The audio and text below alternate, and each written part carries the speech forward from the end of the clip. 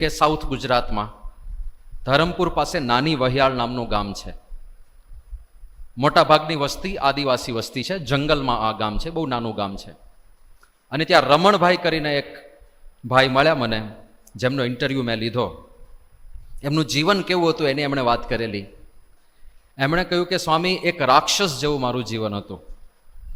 હવે થોડી એમની કથા સાંભળીએ એટલે ખબર પડશે કે શું હતું જીવનમાં, કે એ પોતાની જાતને રાક્ષસ જેવા કહેતા હતા.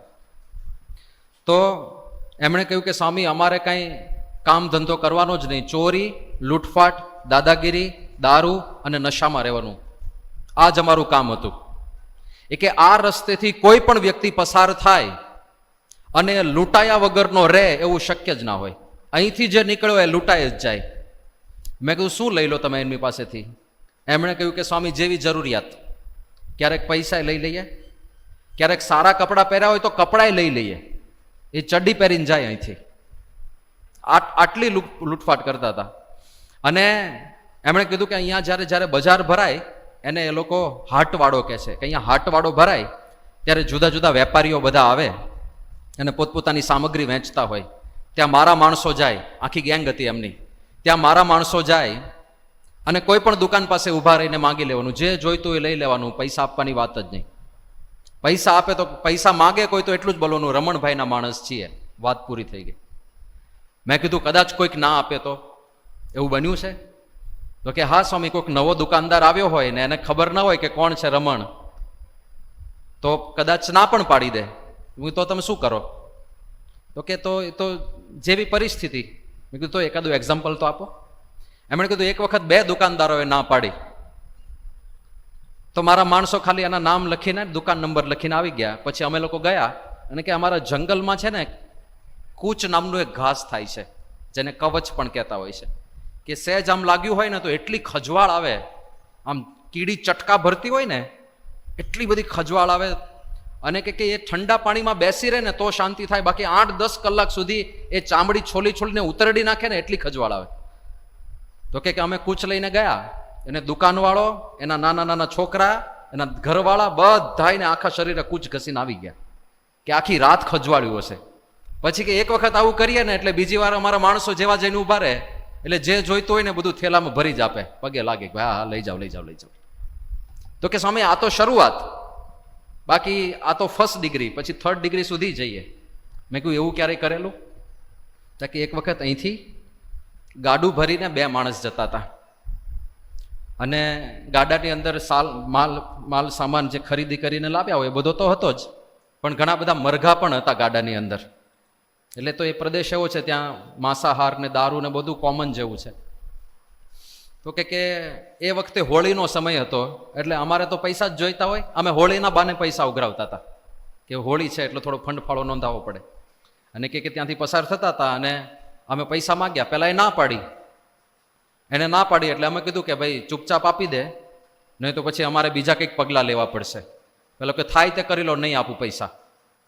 એટલે કે હું ગાડા ઉપર ચડ્યો ને પેલાને એક લાફો માર્યો, એવો ચમચમાઈને માર્યો કે પેલો સીધો ગલોતિયું ખાઈને ગાડામાં પડ્યો ને બધા મરઘા ઉડી ઉડીને બહાર નીકળ્યા. અને આખું આમ દ્રશ્ય વિચારો તમે કેવું થયું હશે. તો કે પાછો એ ઊભો થયો અને પછી તો એ કાંઈ બોલી શકે એમ હતો ને, એટલે અમારે જેટલું જોઈતું હતું બધું ગાડીમાંથી સામાન ઉતારી લીધો. ગાડામાં જેટલી વસ્તુ હતી બધી અમે ઉતારી લીધી. હવે નીકળો ચલો. તો કે સ્વામી, એ જતા જતા ખાલી એવું બોલ્યો કે તું મને ઓળખતો નથી, અમે કોણ છીએ તને ખબર નથી, કે અમે તલવારને ધારિયા લઈને આવશું અને તમને કોઈને જીવતા નહીં છોડીએ. એ કે સ્વામી, મૂંગે મૂંગો જતો રહ્યો હોત ને તો વાંધો ના આવે, પણ એ આવું બોલ્યો પછી તો અમારે કંઈક કરવું પડે ને. એટલે કે હું પાછો ગાડા ઉપર ચડ્યો અને મારા પાર્ટનરને કીધું, મારા સાથીને, કે તું આ બંને બળદ પકડી રાખ. અને પહેલાની દાઢી હતી લાંબી, બે માણસ હતા, બેવની લાંબી લાંબી દાઢી હતી. દાઢીને વચ્ચેથી પકડી અને ચામડી સાથે વાળ આખા ઉખેડી નાખ્યા. એ કે અહીંથી લોહીની ધાર ચાલી અને આખો લોહી લુહાણ કરીને પછી મોકલ્યો, જા હવે જા, હવે આવજે પાછો ધારિયા લઈને, ત્યારે બીજી વાર કરીશું આવું. કે આ પ્રકારનું જીવન હતું અમારું. દયાનો છાંટો નહોતો, કોઈ પણ વ્યક્તિની દયા ના આવે. હવે કોઈ માણસ આ વિચાર તો કરો કે આમ તમારી દાઢી ખેંચી નાખે, કોઈની દેખાતી નથી, નહીં તો આપણે કોઈકને બોલાવે. કોઈકની દાઢી ખેંચી નાખે ચામડા સાથે અને અંદર લોહી નીકળે, કેટલું વિચિત્ર લાગે. એક વખત લગ્ન નિમિત્તે વરરાજા પેલા લગ્ન પેલા ખરીદી કરતા હોય ને કપડાં ને ઘરેણાં આન તેન, તો વરરાજાની બધી ખરીદી કરેલું આખું ટોળું જતું હતું. એમાં વરરાજો પણ હતો, વરરાજાના માતા પિતા પણ હતા, એમના સગાવાલાઓ પણ હતા, અને ટોળું નીકળ્યું ને અમે જોયું કે આ લોકો કંઈક માલ સામાન લઈને જાય છે. એટલે અમે તૂટી પડ્યા બધા, અને જેટલો સામાન હતો બધો લઈ લીધો. બધા કપડાં નવા નક્કોર, કે અમે તો બહુ રાજી થઈ ગયા, નવા નક્કોર પેટી પેક કપડાં મળે એટલે એ બધું ઉતારી લીધું. અને કે સ્વામી, વરરાજાની માં આખી રાત મારા ઘર સામે બેસીને રડી હતી, આખી રાત, કે મારા દીકરાના લગ્ન છે, તમે એક જોડી કપડાં ખાલી આપી દો, અમારો પ્રસંગ સચવાઈ જાય, દીકરાના લગ્ન થઈ જાય, આટલું તમે કરી આપો. અને કે સ્વામી, આખી રાત અમે એને રડતા સાંભળી, પણ અમને દયા ના આવી કે એને એક જોડ કપડાં આપીએ, કે આવા નિર્દય હતા અમે. હવે કઈ દિશામાં જીવન જતું રહ્યું હશે વિચાર કરો. કોઈ સપનામાં પણ વિચાર ના કરી શકે કે આ માણસ ક્યારેય પાછો વળશે. 24 કલાક દારૂ પીવાનો, મફતનું ખાવાનું ચોરીને લૂંટીને લાવ્યા હોય એ બધું જ ખાવાનું. કે સામે અમારું ઘર છે, એમના ઝૂંપડામાં જ, એટલે એના કાચું અને પાકું બંને મકાન હતા, એમના મકાનની ઓસરીમાં બેઠા બેઠા અમે વાર્તાલાપ કરતા હતા. એ કે સ્વામી, અમારું ઘર છે, એમાં બારશાક ને બધું જુઓ તમે, સાગનું લાકડું છે, તો ઉપરની વળિયું, બારશાક, બારણા બધું સાગના લાકડાનું. હવે સાગનું લાકડું તો મોંઘું આવે ને. મેં કીધું તમને આ બધું પોસાય? તો કે આમાંથી કાંઈ વસ્તુ અમે ખરીદેલી નથી, બધું ચોરીનું છે, બધું ચોરીને લાવ્યા છીએ. કે આ જ અમારું જીવન હતું ને. અમે ક્યારેય અમારા પોતાના કપડાય સીવડાવ્યા નથી. અહીંથી લોકો નીકળે ને ગમી જાય એટલે સીધા કાઢીને પહેરી લેવાના, એને એમને મોકલી દેવાનું, જાઓ તમે ઠન ગોપાલ નીકળો. એ કે સ્વામી, એટલી ખરાબ મારી છાપ હતી આ વિસ્તારમાં કે અહીંયા બહાર મેઇન રોડથી અંદર આવવાનો રસ્તો છે, ત્યાં એક દુકાનવાળો છે, અને કોઈ પણ માણસ અંદર આવતો હોય તો એ વોર્નિંગ આપે કે તું ત્યાં જતો નહીં, ત્યાં પેલો રમણ લબાડ છે, તને લૂંટી લેશે ને તને કાંઈ તારી પાસે નહીં રહેવા દે, જેટલું છે બધું ઉપાડી લેશે. તો કે આ પ્રકારની મારી છાપ હતી. લોકો ધ્રુજે મારાથી. કે એક વખત તો 3000થી વધારે પોલીસ આવ્યા હતા અમને પકડવા માટે, પણ એ લોકો કાંઈ નહોતા કરી શક્યા. મેં કીધું 3000થી વધારે પોલીસ તમને કાંઈ ના કરી શકે? તમારી મોટી ગેંગ છે, 3000 કરતાંય મોટી ગેંગ છે? કે ના સ્વામી, અમારી મોટી ગેંગ નથી, પણ અમને નિયમો ખબર છે. મેં કીધું શું છે નિયમો? તો કે અમે આદિવાસી છીએ, વનવાસી, એટલે નિયમ પ્રમાણે પોલીસ અમારી ઉપર ગોળી ના ચલાવી શકે, આ સરકારનો કાયદો છે. અને અમને ખબર હતો એ કાયદો, એટલે પોલીસ ખાલી હવામાં ધડાકા કરે, અને અમારી ઉપર કોઈ કાયદો નથી, અમે એની ઉપર બાણ છોડીએ. એટલે કે 3000 પોલીસ હતા, એને પણ ભાગી જવું પડ્યું. હવે આ પ્રકારનું જીવન. એણે એક કિસ્સો તો એવો કીધો કે સ્વામી, આ જંગલ પ્રદેશ છે, એટલે ઘણી વખત અહીંયા વાઘ આવતો હોય છે. તો એક વખત એક વાઘ આવ્યો હતો, અને વાઘની આજુબાજુ ગામના 25-30 કૂતરાઓ ભસતા હતા. હવે વાઘની પ્રકૃતિ એવી છે કે એની પાછળ કોઈક હોય ને એ સહન ના કરી શકે, એની ફ્રન્ટમાં કોઈક હોય તો એ લડાઈ કરે. તમે એની આગળ હો ને ઊંધા હો તો તમને પંજો જ મારે, પણ એની પાછળ કોઈક હોય તો એ એનાથી સહન ના થાય. હવે કૂતરા તો એની ચારે બાજુ વીંટળાયેલા હતા, એટલે વાઘ ગોળ ગોળ ફર્યા કરે કે પાછળથી કોઈ એટેક ના કરે, પાછળથી કોઈ એટેક ના કરે. એટલે ગોળ ફરીને વાઘ એટલો થાકી ગયો હતો. અને અમે લોકોએ જોયું કે આ કૂતરા ભસે છે, વાઘ આવ્યો છે ને થાક્યો છે બરાબર. એટલે અમે અમારી ગેંગ સાથે ગયા, અને વાઘને હજુ ખબર પડે કે કોઈ આવ્યા એ પહેલા તો અમે ઝપટીને સીધા જ ધારિયાથી એના આગળના 2 પગ કાપી નાખ્યા. હવે વિચાર કરો, વાઘની તાકાત જ એનો પંજો છે, અને તમે આગળના 2 પગ કાપી નાખ્યા. એટલે ખાલી પાછળના 2 પગથી કૂદતો હતો, પણ હવે તો કંઈ કરી ના શકે. કોઈકને ખવડાવી દીધું હોય ને તો કોરોના થાય જ નહીં. કે કેટલી સાહજિકતાથી આ બધું વર્ણન કરતા હતા. એનો અર્થ એ થયો કે જ્યારે આ બધી પ્રવૃત્તિ કરતા હશે, દયાનો છાંટોય નહીં હોય ને હૃદયમાં. પણ એ રમણભાઈને પ્રમુખ સ્વામી મહારાજનો યોગ થયો. તિથલ મંદિર નજીકમાં થાય, આ ધરમપુર નાની વહિયાળથી. અને તિથલમાં પ્રમુખ સ્વામી મહારાજ મળ્યા. એમણે કંઠી ધારણ કરી, અને એમણે કહ્યું કે સ્વામી, આ કંઠી પહેર્યા પછી ખબર નહીં શું થયું મારી સાથે. ભગવાન કેવી રીતે મને મદદ કરતા હતા, પણ પછી મને કંઈ ખોટું કરવાની ઈચ્છા જ ના થઈ. હવે એમના પૂર્વના સંસ્કાર હશે, દરેક કેસમાં આવું નથી બનતું કે કંઠી પહેરવાથી કંઈ ખોટું કરવાની ઈચ્છા જ ના થાય, પણ આમના એવા સંસ્કાર હશે અને ગુરુ મળવાથી આ બધું થવાનું હશે. તો કે કંઠી પહેર્યા પછી ઘણી વખત મને ઈચ્છા પણ થઈ કે મારે માંસાહાર કરવો છે, મરઘા ખાઈ લેવા છે, પણ ગમે તેટલો હું પ્રયત્ન કરું મેળ જ ના પડે. એટલે પછી મેં નક્કી કરી લીધું કે હવે ભગવાનની આ જ ઈચ્છા છે કે આપણે ભક્તિના માર્ગે આગળ વધીએ. અને એટલું જીવન બદલાયું એ કે સ્વામી ચોરી મૂકી દીધી, લૂંટફાટ મૂકી દીધી, માંસાહાર મૂકી દીધો, દારૂ મૂકી દીધો, હું પૂજાપાઠ કરતો થયો. મેં મારા ખેતરમાંથી થોડીક જમીન કાઢીને મંદિર બનાવ્યું. એમના ગામમાં હરિમંદિર એમણે બનાવ્યું. અને કે અહીંયા મારા ફળિયામાં જ રોજ દર અઠવાડિયે જે સભા થાય એ સભા થાય છે, એમાં અન્નકૂટ કરીએ છીએ. અને કે સ્વામી પેલો ગલ્લાવાળો જે હતો એ પેલા એવું કહેતો હતો કે ત્યાં જતો નહીં, પેલો રમણ લબાડ છે તને લૂંટી લેશે. કે એ જ ગલ્લાવાળો અત્યારે કોઈ પણ રાહબર આવીને એમ કે હું ભૂખ્યો છું, કોઈ જમાડશે, તો એ જ ગલ્લાવાળો કહે છે કે અંદર જાઓ, રમણભાઈ છે તને ભૂખ્યો નહીં રહેવા દે. આટલી હદ સુધી જીવન બદલાય છે. થયું શું?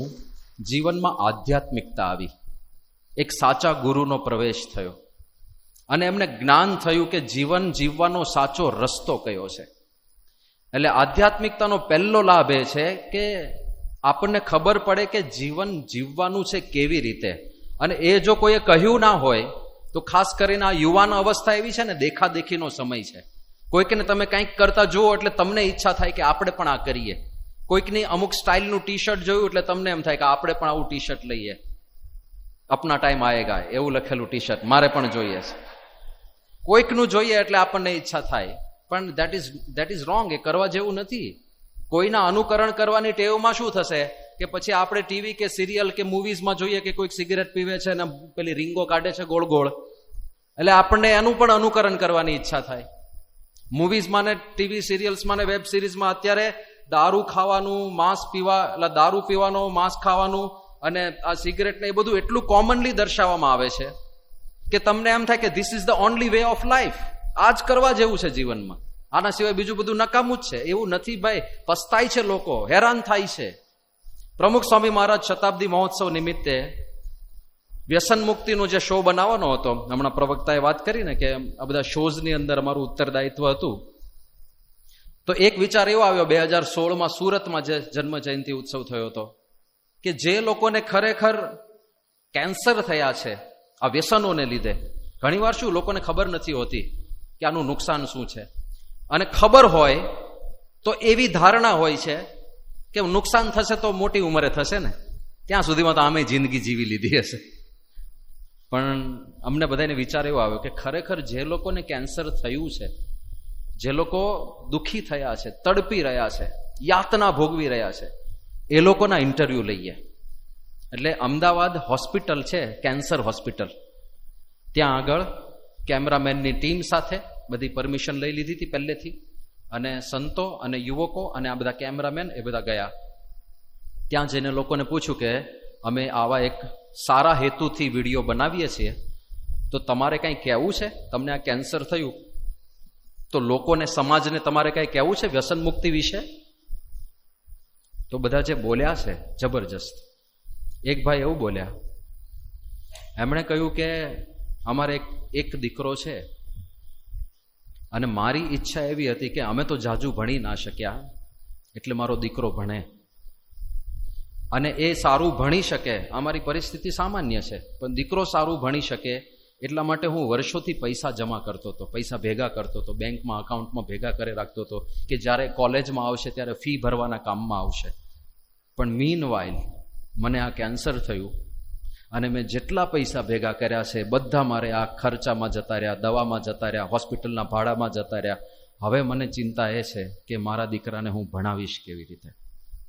બીજા એક બેને આવી જ એક વાત કરી, એમના પતિદેવને કેન્સર થયું હતું, ગળામાં મોટી ગાંઠ હતી, એ બોલી શકે એમ હતા નહીં, પણ એમના ધર્મપત્નીએ વાત કરી હતી આપણા યુવકોને કે અમારે એક દીકરી જ છે, બીજું કોઈ સંતાન નથી, અને એક મા તરીકે મારા સંકલ્પો એવા હતા કે દીકરીને એવી રીતે પરણાવવી છે, એવી રીતે વળાવવી છે કે આખા ગામની અંદર એક રૂઆબ થઈ જાય કે ના ના આમણે દીકરીને પણ કેવી રીતે વળાવી. પણ કે અમારા પતિદેવને કેન્સર થયું અને અમારા ઘરમાં જેટલી સંપત્તિ હતી, જેટલા ઘરેણા હતા મારા, એ બધા વેચી દેવા પડ્યા આમના ઈલાજ માટે. આ તો ખાલી હું આર્થિક નુકસાનની વાત કરું છું, બાકી લોકો રીબાય છે, લોકો પીડાય છે, એ તો જોતા જ દેખાતું હતું. એ દ્રશ્યો એવા હતા, કોકને અહીંયા મોટી ગાંઠ હતી, કોકને અહીંથી મોટું ગાલ કાઢી લીધો તો આખો સીધા દાંતના હાડકા દેખાય એવી સ્થિતિ હતી. કોઈકને અહીંયા કાણું પાડ્યું હતું, કારણ કે જમી શકે નહીં, અહીંયા કેન્સર થયું હોય એટલે કોઈ પણ આહાર અડી ના શકે, એટલે અહીંયા કાણું પાડીને ટ્યુબથી અંદર ક્રશ કરે, રોટલી દાળ ભાત શાક બધું ક્રશ કરીને અહીંથી ટ્યુબથી નાખવાનું અંદર, એવી રીતે જમાડવામાં આવતા હતા. આ બધા દ્રશ્યો જોયા ને. હવે અમારી સાથે જે કેમેરામેનની ટીમ હતી ને, એ લોકો કોઈ સત્સંગી નહોતા, એ તો મુંબઈથી આવેલા બધા પ્રોફેશનલ્સ હતા. એમાંથી 2-3 જણા બીડીઓ પીવાવાળા હતા, સિગરેટ પીવાવાળા. આ દ્રશ્યો જોયા પછી એ બધા કેમેરામેન સાઈડમાં કેમેરા મૂકીને સીધા સંતો પાસે આવ્યા કે સ્વામી અમને પ્રતિજ્ઞા લેવડાવો, અમારે આજ પછી વ્યસન નથી કરવા, આ તો કઈ કરાતું હશે. તો આ ગ્રાઉન્ડ રિયાલિટી જ્યાં સુધી આપણે જાણીએ નહીં ત્યાં સુધી આ અવસ્થામાં બહુ આકર્ષિત થઈ જવાય. કોઈકને ડુંભાણા કરતા જોવે, કોઈકને રીંગો કાઢતા જોવે, આપણને એમ થાય કે આ રીંગો કાઢવા જેવી ખરી, હા કેવી એન્ટ્રી પડે, લોકો આકર્ષિત થાય આપણામાં. પણ એવું નથી ભાઈ.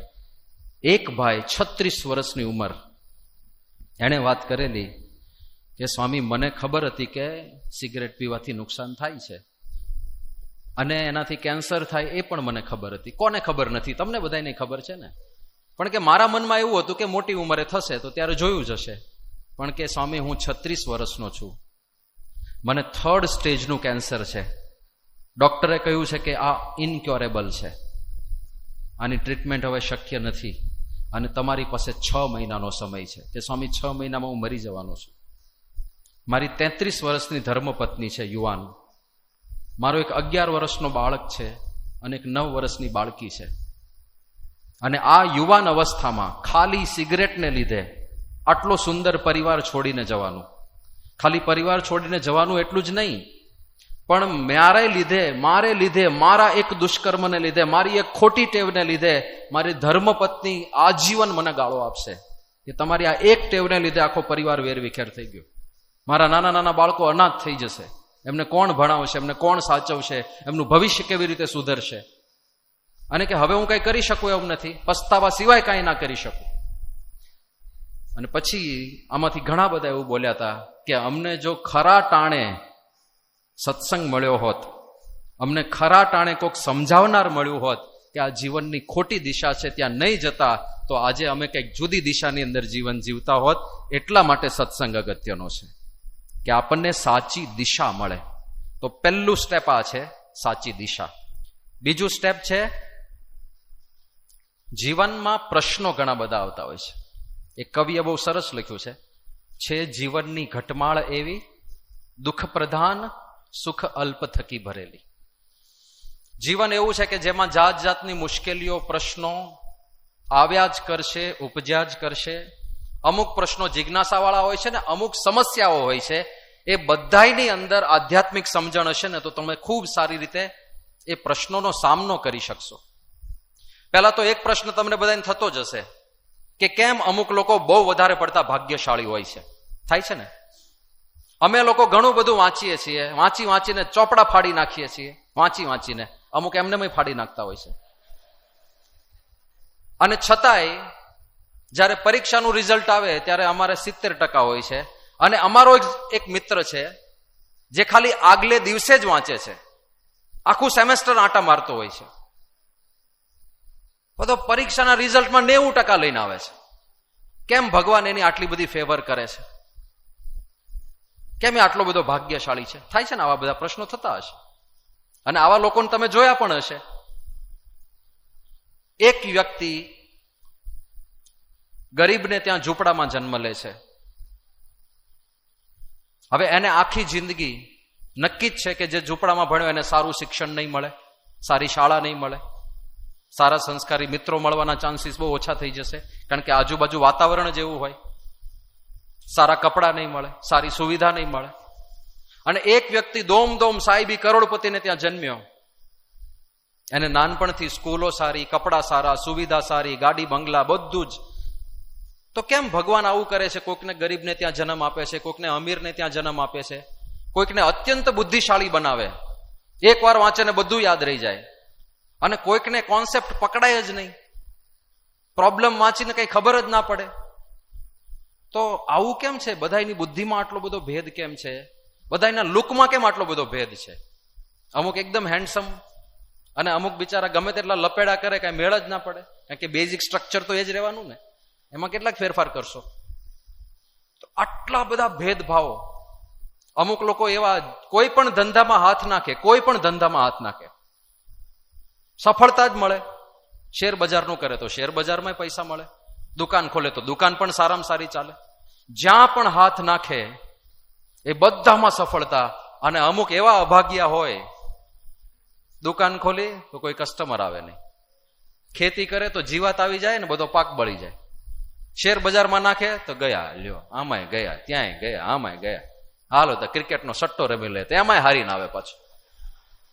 કોઈ જગ્યાએ ફાવે નહીં. કેમ આવું થાય છે? આ પ્રશ્નો છે ને બધા, એના જવાબ આધ્યાત્મિક છે. તમે લૌકિક રીતે સ્પિરિચ્યુઆલિટીની બાદબાકી કરી નાખો, આધ્યાત્મિકતાની બાદબાકી કરી નાખો, આપણા સનાતન શાસ્ત્રોના જે સિદ્ધાંતો છે એને કોરે મૂકી દો તો જીવનના આ સવાલના કોઈ જવાબ મળશે જ નહીં ક્યારેય. આટલા બધા ભેદભાવ કેમ છે? તો ત્યાં આગળ સ્પિરિચ્યુઆલિટીની જરૂર છે. અને બીજું, આપણા જીવનમાં મુશ્કેલીઓ આવશે અને મુશ્કેલીઓનો સામનો કરવા માટે પણ સ્પિરિચ્યુઆલિટીની જરૂર છે. શું કર્યું કૃષ્ણ ભગવાને અર્જુન સાથે જ્યારે એને પ્રશ્ન થયો? અર્જુન જેવા માણસને મુશ્કેલી આવી. હવે આ પરિસ્થિતિ સમજો હા અર્જુનની. અર્જુન કોઈ સાધારણ વ્યક્તિત્વ નથી. ટેલેન્ટની વાત કરીએ તો ટેલેન્ટનો ખજાનો છે, એકાગ્રતાની મિસાલ છે. પેલું પક્ષી વિંધવાનું હતું અને દ્રોણાચાર્યજીએ શું કહ્યું હતું કે પક્ષીની આંખ વિંધવાની છે. પેલા બોલાયા યુધિષ્ઠિરને, યુધિષ્ઠિર લગાવો નિશાન. શું દેખાય છે? ગુરુજી વૃક્ષ દેખાય છે, પર્વતો દેખાય છે. મૂકી દો, તમારું કામ નહીં, હજી તમારે એકાગ્ર થવું.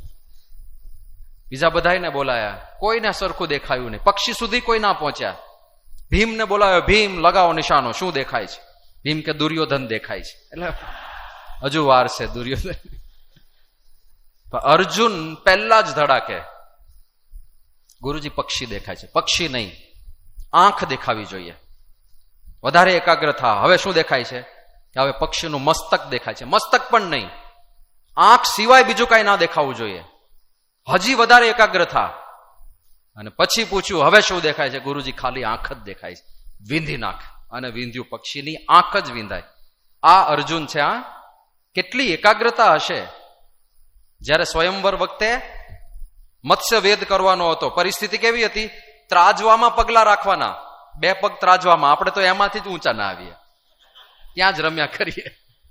2 પગલા ત્રાજવામાં રાખીને પાછું ઉપર માછલી ફરે છે, માછલીનું યંત્ર ફરતું હતું, અને નીચે પડછાયામાં જોઈને ઉપર બાણ મારવાનું. હવે આ તો શક્ય જ નથી. કેમનું થયું હશે? એ અર્જુને કરી બતાવ્યું. યુદ્ધમાં એક દિવસ એવો આવ્યો કે અર્જુનના દીકરા અભિમન્યુએ બધા કપટથી માર્યો. આપણને ખ્યાલ છે પેલા 7 કોઠા વિંધવાના હતા અને અભિમન્યુને કોઠા વિંધતા આવડતું હતું, છેલ્લો કોઠો વિંધતા નહોતું આવડતું. ભીમે કહ્યું હતું કે અમે તારી પાછળ ઘૂસી જઈશું, પણ કૌરવે ઘૂસવા ના દીધા. અભિમન્યુ એકલો છે ચક્રવ્યૂહની વચ્ચે.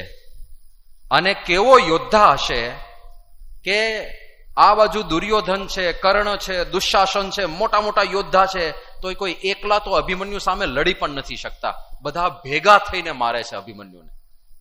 હવે યુદ્ધના નિયમ પ્રમાણે એક વ્યક્તિ સાથે એક જ વ્યક્તિ લડી શકે, 5 જણ એક સાથે ના લડી શકે. તો કપટથી માર્યો અભિમન્યુને, અધર્મપૂર્વક માર્યો. અને આ આખા ષડયંત્રમાં મુખ્ય ભૂમિકા જયદ્રથ નામના એક યોદ્ધાની હતી.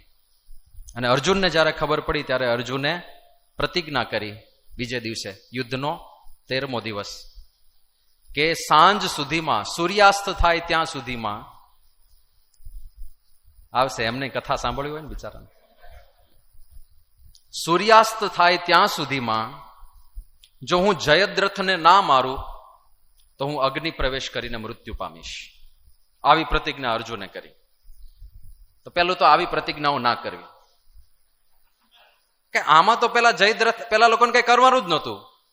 કોઈની તાકાત નહોતી કે અર્જુન સાથે સામી છાતીએ લડી શકે. આમાં શું ડિફેન્સમાં લડવાનું? હવે કે સાંજ સુધી આપણે જયદ્રથને બચાવી રાખો, અર્જુન એની મેળે જ મરી જશે, બાકી મારવા જતા કઈ મરે એવો છે નહીં. પ્રતિજ્ઞા આવી લીધી કે સાંજ સુધી હું ના મારી શકું તો અગ્નિ પ્રવેશ.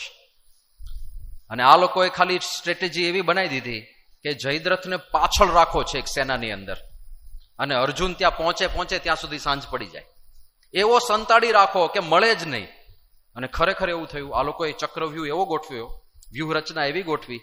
હવે આ ચક્રવ્યૂહ ને વ્યૂહરચના શબ્દ તમે સાંભળ્યા હશે યુદ્ધમાં. છે શું આ?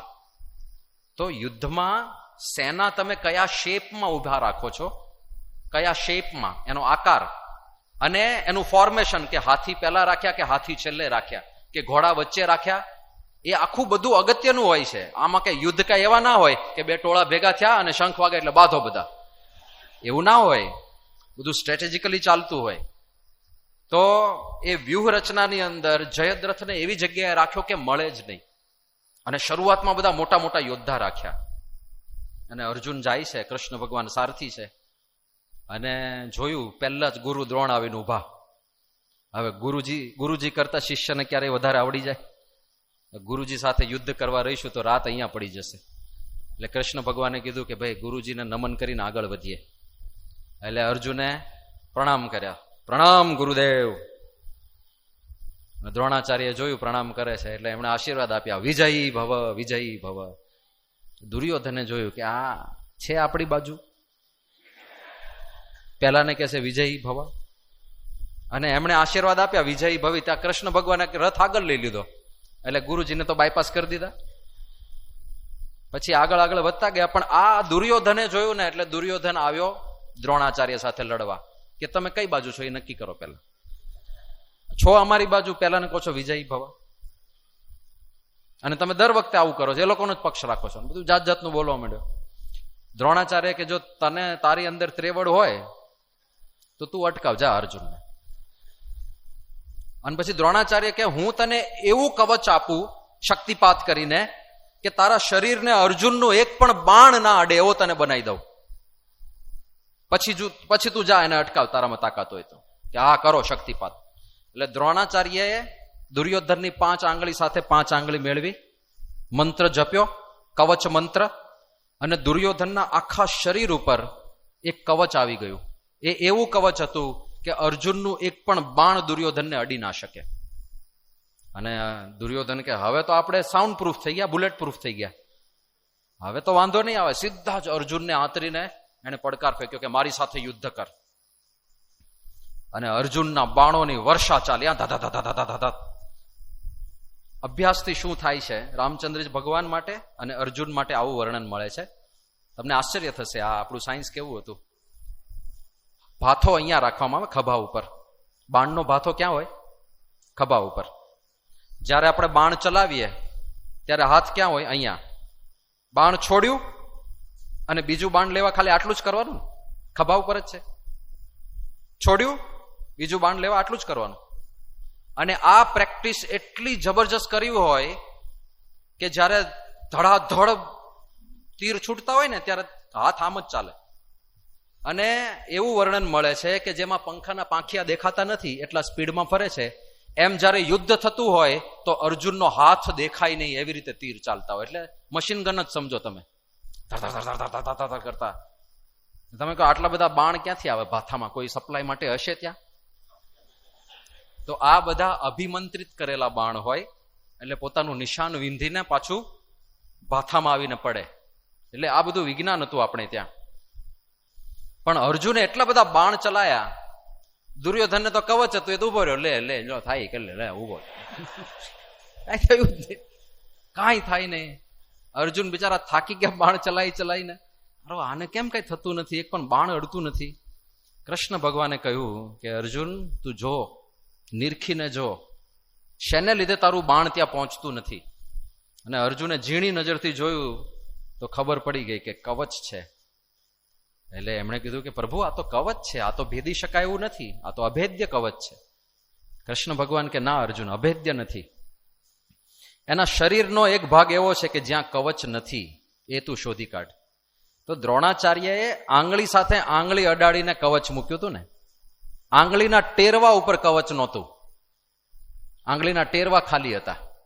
અને અર્જુને જોયું કે પ્રભુ આંગળીના ટેરવા ખાલી છે.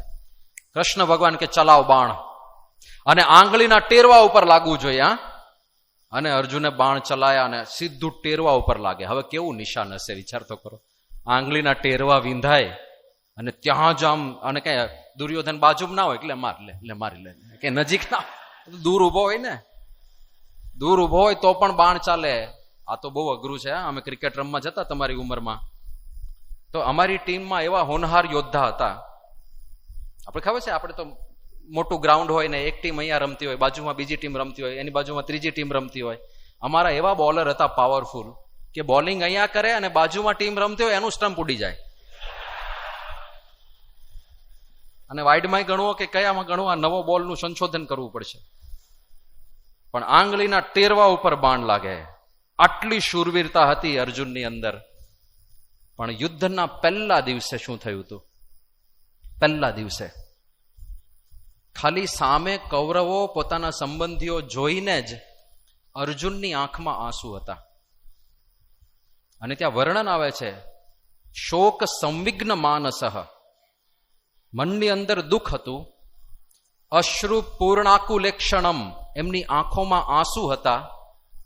અને જે ગાંડીવ ધનુષ્ય, અર્જુનના ધનુષ્યનું નામ ગાંડીવ ધનુષ્ય હતું.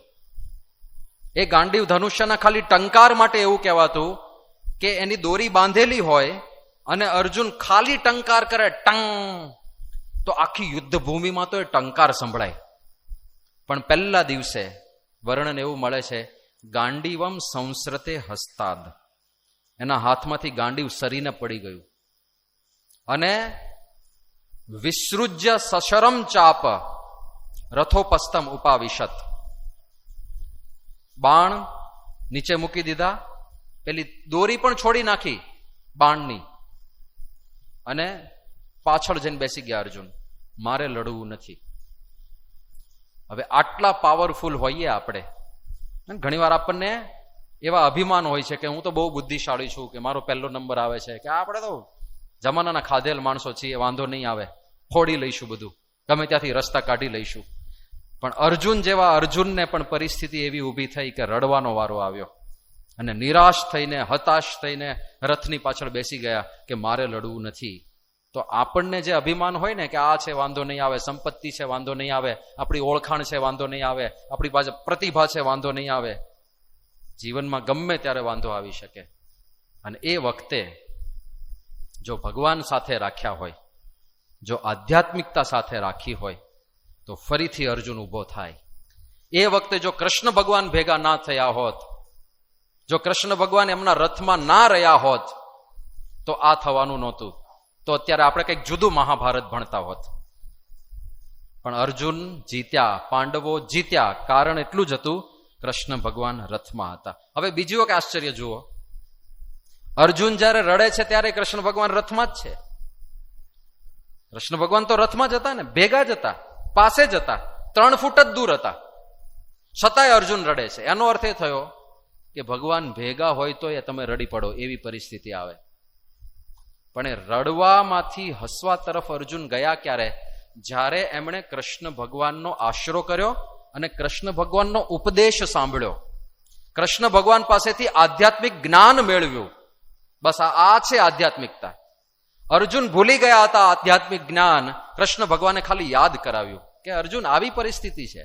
અને કૃષ્ણ ભગવાને ત્યાં અર્જુનને ખાલી એવું બળ નથી આપતો, ઉભો થા લડવા માંડ, ઉભો થા લડવા માંડ, ઉભા થા લડવા માંડ, એવી વાતો નથી કરી. ત્યાં આત્મા પરમાત્માની વાતો કરી છે, ત્યાં કર્મની વાતો કરી છે, ત્યાં કર્તવ્યની વાતો કરી છે, ત્યાં જ્ઞાન આવે છે, જન્મો જન્મની વાતો કરી છે કે બહુની મેં વ્યતીતાની જન્માની તવ ચાર્જુન, હે અર્જુન તારા અને મારા કેટલા બધા જન્મ વીતી ચૂક્યા છે.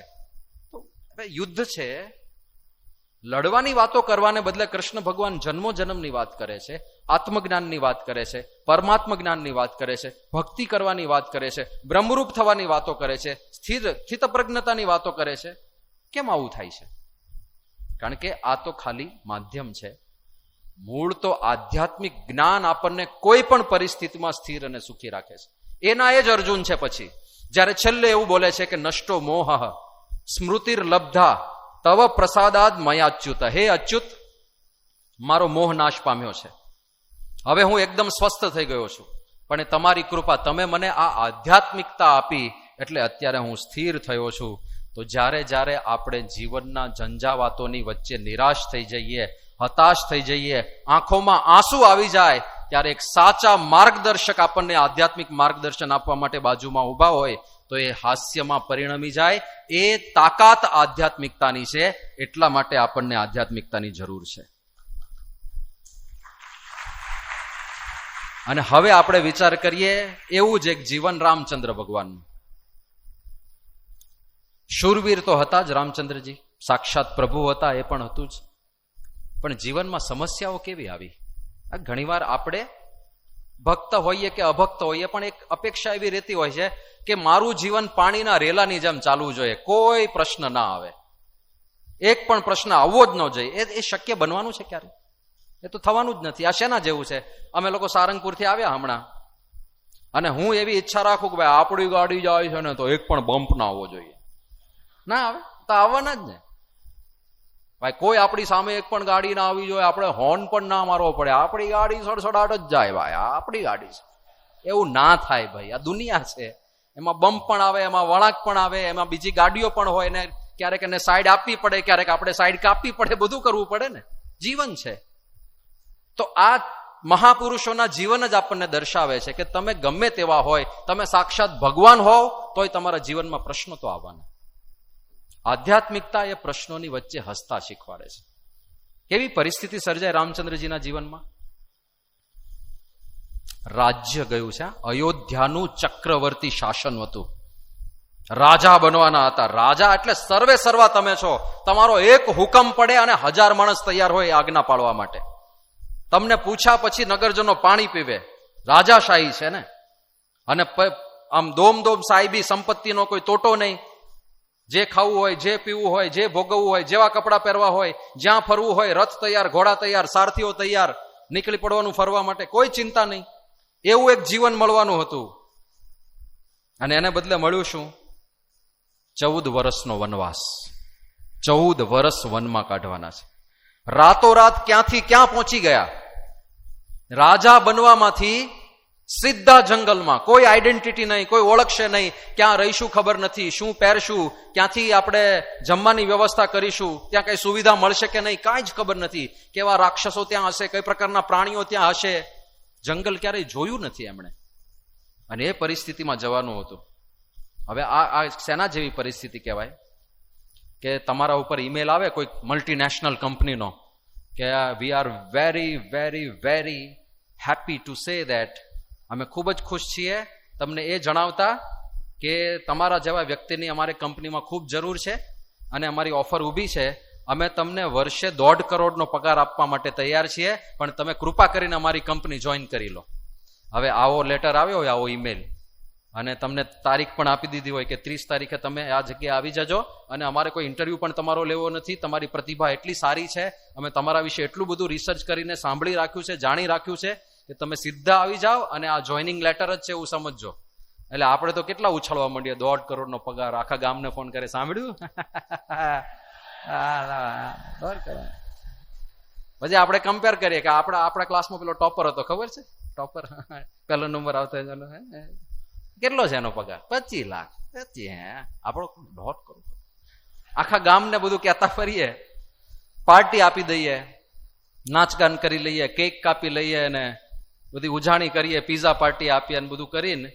પણ હવે પીઝા પાર્ટી ચાલતી જ હોય અને ત્યારે પેલી કંપનીમાંથી ફોન આવે કે દોસ્ત ભૂલમાં તમને ઈમેલ થઈ ગયો, બીજાને મોકલવાનો હતો. તો શું હાલત થાય? કેવું રડવાનું થાય? રામચંદ્ર ભગવાન રાજા બનવાના હતા, એમાંથી સીધું જ જંગલમાં જવાનું છે. પણ જ્યારે કઈ આજ્ઞા કરે છે ને, દશરથ પાસે બોલાવીને, સવારનો સમય છે અને રાજ્યાભિષેકનું મુહૂર્ત ચાલુ થવાની તૈયારી છે, એટલે એવું સમજો ને કે અડધો કલાક પછી રાજ્યાભિષેક થવાનો છે. અને એ પેલા રામચંદ્રજીને કઈ બોલાવે છે અને આવીને પૂછે છે કે માતા શું છે? અને ત્યારે કઈ કહે છે કે મેં દશરથ પાસે વરદાન માગી લીધા છે અને એમની આજ્ઞા પ્રમાણે ભરત રાજા બનશે, તમારે રાજા નથી બનવાનું, તમારે 14 વર્ષ સુધી વનમાં જવાનું છે. અને એ વખતે પહેલું રિએક્શન રામચંદ્ર ભગવાનનું શું હતું? શું બોલે છે? મન મુસ્કાઈ ભાનુકુલ ભાનુ રામ સહજ આનંદ નિધાન. હસે છે રામચંદ્ર ભગવાન.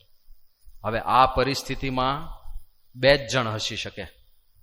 એક જ્ઞાનના પારને પામી ગયો હોય એ માણસ, બીજો ગાંડો હોય એ, જેને કાંઈ ખબર ના પડતી હોય ને કે રાજ્ય શું કહેવાય, 1.5 કરોડની નોકરી શું કહેવાય, જેને કાંઈ ખબર ના પડતી હોય એ હસે જ રાખી, નોકરી જતી રહી, એટલે છટકી ગયું છે એવું સમજો તમે. પણ જ્ઞાનના પારને પામીને બેઠા હતા. મન મુસ્કાઈ ભાનુકુલ ભાનુ, જેને રાજ્યમાં માલ ના માન્યો હોય, જેને આ સૃષ્ટિના રહસ્યો ખબર હોય, જે આધ્યાત્મિકતાની ચરમ સીમા ઉપર બેઠા હોય, એ વ્યક્તિ કોઈ પણ પરિસ્થિતિમાં હસવાની સામર્થ્ય ધરાવે છે.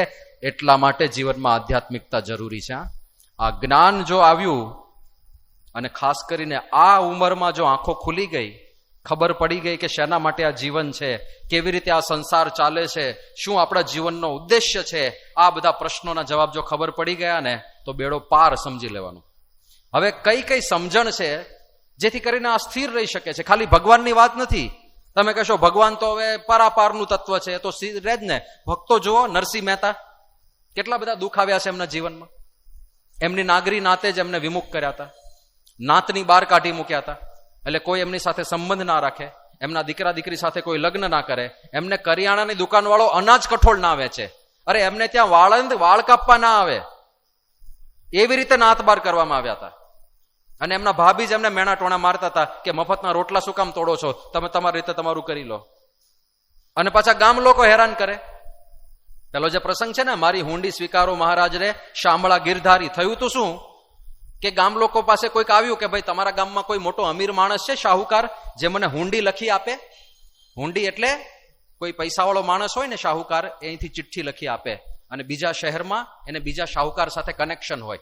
એટલે અહીંયા ચિઠ્ઠીમાં લખ્યું હોય કે અમને 5,000 રૂપિયા આપી દેજો, તો પેલો ત્યાં જઈને ચિઠ્ઠી બતાવે તો એ 5,000 આપી દે, પછી આ લોકો અંદર અંદર સમજી લે. તો આવું બધું હોય શાહુકારનું તંત્ર. ગામમાં આવીને પૂછ્યું કોઈ શાહુકાર છે કે હા છે, નરસિંહ મહેતા, જાઓ. હવે એમના ઘરમાં હાંડલા કુસ્તી કરે બિચારા, સાવ ગરીબ, શાહુકાર ક્યાંથી? તો લોકો એમને હેરાન કરવા માટે આવું બધું કરતા, અને એમણે તો હુંડી લખી શામળિયાને નામ, અને ભગવાન કૃષ્ણ આવીને પૂરી કરી ગયા. પણ લોકોએ ત્રાસ આપવામાં કાંઈ બાકી રાખ્યું નથી. પણ છતાં નરસિંહ મહેતાનું તમે એક પણ ભજન લાવો જેમાં એમણે દુઃખની વાત કરી હોય કે હું બહુ દુઃખી છું, લોકો મને સમજતા નથી, મારા માતા પિતા મને સમજતા નથી, સમાજ મને સમજતો નથી, મારા મિત્રો મને સમજતા નથી, મારું કોઈ નથી, મારી કોઈને કદર નથી, આવું એક પણ કીર્તન નહીં મળે. કેવા કીર્તનો? વૈષ્ણવજન તો તેને રે કહીએ જે પીર પરાઈ જાણે. એ તો બીજાની પીડા સમજવા માટે તૈયાર છે. બોલો, આપણે આપણી રડવામાંથી ઊંચા ના આવીએ, અને બીજાની સમજે છે. કોઈક આધ્યાત્મિક સમજણ છે જેમને સ્થિર રાખે છે. મીરાબાઈના જીવનમાં કેટલી મોટી સમસ્યા. લગ્ન એક એવા વ્યક્તિ સાથે થયા જે ત્રાસ આપવામાં કઈ બાકી નથી રાખતો. રાણાજીએ શું મોકલ્યું હતું? આઈસ્ક્રીમ, કોકા કોલા કે પેપ્સી? ઝેરનો પ્યાલો મોકલ્યો, ઝેરનો પ્યાલો. અને ઝેરનો પ્યાલો એટલે સમજી લેવાનું કે આ છેલ્લું પગલું છે, હવે તો મારી જ નાખો, એવું થયું ને. મારી નાખવા માટે છેલ્લે ઝેરનો પ્યાલો અપાય. એની પહેલા ત્રાસ કેટલો આપ્યો હશે, એની પહેલા મારઝૂડ થઈ હશે, એની પહેલા અપમાન થયા હશે, એની પહેલા શબ્દોના પ્રહારો થયા હશે, કેટલું બધું વેઠ્યું હશે મીરાબાઈએ. અને છેલ્લે આ નક્કી થયું ને કે હવે ઝેર પીવડાવીને મારી જ નાખો, કાસળ કાઢી નાખો. આટલા બધા દુઃખની વચ્ચે પણ મીરાબાઈના પણ ભજનો વાંચો તમે, એક પણ ભજનમાં તમને એવું નહીં જોવા મળે કે ઝેરના પ્યાલા રાણાજી મોકલે અને હું દુખિયારી શું કરું, હાય હાય હાય હાય, આવા મરસિયા નહીં જોવા મળે. હા, કેવા કેવા કીર્તનો છે. પગ ઘૂંઘરું બાંધ મીરા નાચી. મીરાબાઈ તો નાચી રહ્યા છે, એ તો ભગવાનના ભજનમાં મસ્ત છે, ઝૂમી રહ્યા છે, એમને કોઈ પ્રશ્ન જ નથી. તો જો ખરેખર આધ્યાત્મિકતા વરે તો આપણે પણ આવા નિશ્ચલ રહી શકીએ. ચારે બાજુ સમસ્યા અને મુશ્કેલીઓના વાવંટોળ ફરતા હોય અને તમે વચ્ચે ઊભા હો અડગ પર્વતની જેમ, તમને કોઈ હલાવી ના શકે જો ખરેખર આધ્યાત્મિકતા વરે તો. એટલા માટે જીવનમાં જરૂર છે. હવે કદાચ ચલો તમને એવું લાગશે કે ભાઈ આ સ્થિતિ સુધી પહોંચવું હોય તો બહુ લાંબી વાત છે, આનો 10% ભાગ પણ આવે આપણા જીવનમાં તોય કેટલો ફાયદો થાય. હા, આનું 5% આવી જાય તો કેટલી મોટી. હવે આપણે કઈ રાણાજી નથી આવવાના જીવનમાં બધાના, એ તમને માર કરે ને ઝેરના પ્યાલા મોકલે, એવું કંઈ થવાનું નથી. પણ ઝેરના પ્યાલાનો 10% ઘૂંટડો ક્યારેક મા બાપ તમને સમજી ના શકે, થોડું અપમાન કરી નાખે તમારું, ક્યારેક તમારા ભાઈ બંધો તમને સમજી ના શકે, ક્યારેક તમારી ઈચ્છા હોય 90% લાવવાની, એને બદલે 80 આવીને ઉભા રહે. આ બધી પરિસ્થિતિ આપણે પચાવી શકીએ એટલી સમજણ તો આપણે કેળવવાની હોય છે, અને એના માટે આધ્યાત્મિકતા ખૂબ જરૂરી છે. પ્રમુખ સ્વામી મહારાજ અને મહંત સાહેબ મહારાજના જીવન તમે તપાસો. આપણે એમના કાર્યો અત્યારે અપરંપાર કાર્યો છે, બ્રહ્માંડ તોડી નાખે એવા કાર્યો છે. દુનિયાનું સૌથી મોટું એક્ટિવ હિન્દુ મંદિર, દિલ્હીનું સ્વામિનારાયણ અક્ષરધામ કરતા હરતા બાંધનાર પ્રમુખ સ્વામીજી મહારાજ, અને ભારતની બહાર દુનિયાનું સૌથી મોટું હિન્દુ મંદિર રોબિન્સવિલ અક્ષરધામ, અને એનાય બાંધનાર ગુરુ હરિ મહંત સ્વામી મહારાજ. એક ઇસ્લામિક દેશમાં જ્યાં મંદિર બાંધવું અશક્ય જેવું છે, એવા અબુધાબીની અંદર ભવ્ય પરંપરાગત ભારતીય મંદિર, અને એમાં અક્ષર પુરુષોત્તમ ભગવાનની પ્રતિષ્ઠા કરનાર ગુરુ હરિ મહંત સ્વામી મહારાજ. હવે આટલા મોટા કાર્યો કર્યા, તમને શું લાગે છે કોઈ સમસ્યાઓ નહીં આવી હોય? કોઈ પ્રશ્નો નહીં આવ્યા હોય? કોઈ વિરોધીઓએ વાંધો નહીં ઉઠાવ્યો હોય? કોઈએ એમના વિશે ખરાબ નહીં લખ્યું હોય કે ખરાબ નહીં છાપ્યું હોય? કે કોઈક જગ્યાએ બીજો પ્રશ્ન થાય અને આમના ઉપર આવે એવું નહીં થયું હોય? એમના વિરોધમાં પત્રિકાઓ નહીં છાપી હોય? થયું છે આ બધું, પણ ક્યારેય હતાશ જોયા? ક્યારેય નિરાશ જોયા? ક્યારેય ઉદાસીન જોયા? ક્યારેય દુઃખી જોયા? આ આધ્યાત્મિકતાની પરાકાષ્ઠા ઉપર બેઠેલા પુરુષો, હવે એમનામાંથી જો 1% પણ આપણી અંદર આવી જાય તો આપણે પણ જીવનના પ્રશ્નોમાં સ્થિર રહી શકીએ.